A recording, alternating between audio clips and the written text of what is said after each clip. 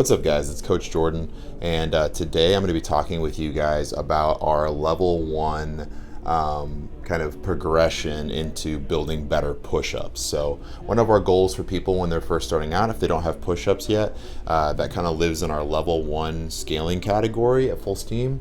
And what we're trying to do is to help you build up your first push-ups because they are the foundation for a lot of the other pushing and pressing movements we do at higher skill levels and strength levels in CrossFit. So really quick, let's define a push-up. A push-up starts with you laying with your feet nice and tight together, facing the floor. Starts with your chest and hips on the floor with your hands close to your sides. We do not like to see elbows super far flared out, especially for beginners. The rep of the push-up finishes when your arms are fully extended and your body's in a nice straight line at the top of your rep. So basically you're in a push-up plank at the top. We want, for a good push-up, a perfect push-up, or at least a better push-up, you should be maintaining that kind of plank rigidity throughout the entire movement. So your body stays in a straight line from your shoulder to your ankle through the entire rep, from the bottom of the rep to the top of the rep. The rep, again, is not complete until your arms are fully straight, and you're not at the bottom of it until your chest and hips touch the floor. All right, so just a couple quick notes on what we value in here at Full Steam. We're trying to help you develop good pressing mechanics that are safe and efficient. So that hand in position for developing your push-ups is a great way to build push-ups that you can do lots of reps in. So it's a very efficient position. It's also a much safer position for beginners who can't control where their shoulder position is all the time. Whereas when you go out really wide, it's very easy to put your shoulder into a position that's not very mechanically stable for lots of push-ups or really developing good push-up technique. So also, the mechanics that we teach allow for you to train through a full range of motion. So that means that, just like we listed up there, your chest and hips will be at the floor at the bottom, and your arms will be all the way at the top of the rep. You complete a full range of motion movement, which, with those things combined, will allow for good skill transfer. So in CrossFit, the push-up is the baseline pressing movement for bodyweight movements that you'll build into, like the ring push-up, or ring dips, or just parallel bar dips in general, then handstands, handstand push-ups, and those things then build into stuff later on. But if your goal is to get into some of those level 2 progressions for gymnastics pressing, you really need to develop a very, very solid push-up, because those mechanics are the same whether you're pressing this direction, or this direction with the dip, okay? So this is how you develop your base. Now, our level 1 progression, whatever we do to have you build your push-up, needs to be something that is appropriate for where your current strength and skill level is at, that allows you to go through the full range of motion with the correct technique. All right, so box push-ups are really good for that one. Before I dive into this, I want to address the elephant in the room, which is knee push-ups. Okay, people doing push-ups on their knees. That is not, in my experience, watching people develop push-ups and pressing strength over the last more than a decade, it doesn't work. It will help strengthen your arms and your chest, yes, but having your body in a nice straight line and building that plank strength, that core strength with your press, tends to work a lot better, which is why I prefer box push-ups, because you keep your body in that nice straight line that we talked about up here while you're going through a full range of motion, having your chest touch the box every single time with your body in a nice straight line. So for the example I'm using here, in most cases, we prefer people to train these box push-ups with higher reps. That's just more conducive for you getting better practice time, learning the correct technique, and tends to be a great place for you to build a good base of muscle. If you've never done this before, you kind of need to build some new muscle so that you can actually strengthen it and have it develop into muscles that can do what you want them to do long term. So we progress the box push-up by finding that box that you can do perfect technique for 8 to 12 reps. So if we put you on a box and your elbows are flaring out and your butt shooting back, you're losing that straight line body position, that's not a good box for you to work on your box push-ups at. So we've got to find that first box that allows you to do this perfectly for 8 to 12 reps, and preferably more than one set.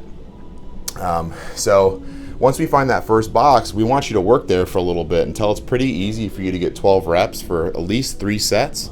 And then you want to reduce that box height. So the closer the box gets to the floor, the more of your own body weight you're having to push, so it gets more challenging. And as you continue to do these reps and come to class over time, or practice these on your own over time, your body will start adapting to that harder movement, and you'll get stronger, and you'll build stronger, bigger muscles that'll support you doing push-ups as you get closer to doing them on the floor, okay?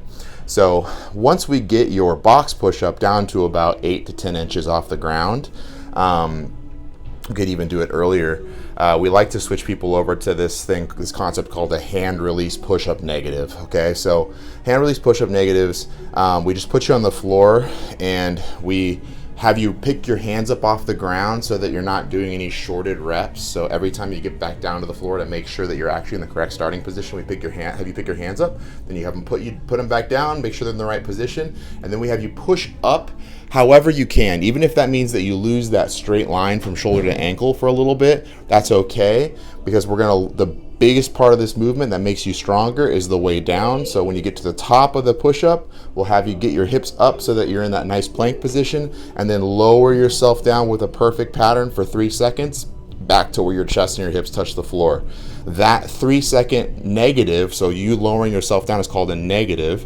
That 3-second lowering will actually help give your muscles some time under tension, which will help make them stronger. And what you should notice is that every time you do a few sets of these, it actually gets a little bit easier to keep your body in a straight line when you're pushing up.